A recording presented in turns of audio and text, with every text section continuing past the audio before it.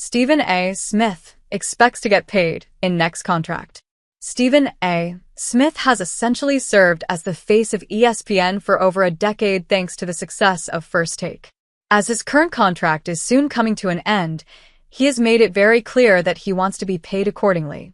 Smith is in the final year of his deal at ESPN, which officially ends in July 2025. The company has reportedly offered him a 5-year deal worth $18 million annually. Smith has since countered this offer, seeking a deal around $25 million.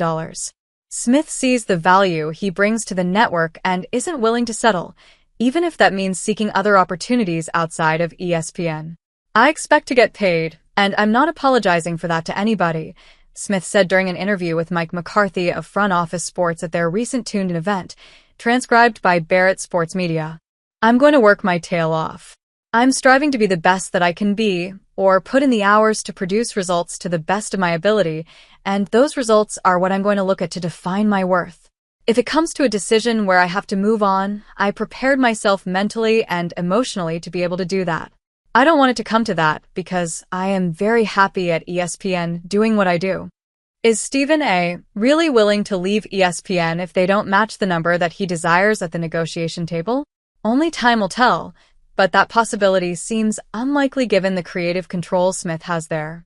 On top of his duties on First Take, Smith also serves as a fixture on the network's NBA studio show, NBA Countdown. He expressed his desire to also serve on the cast of Monday Night Countdown, a possibility ESPN president of content Burke Magnus said is on the table. "It's something that I want to do because I've been blessed and fortunate to be number one. Last I checked, the number one sports brand is the NFL. So, why shouldn't the number one guy on the air be a part of the number one property?" asked Smith.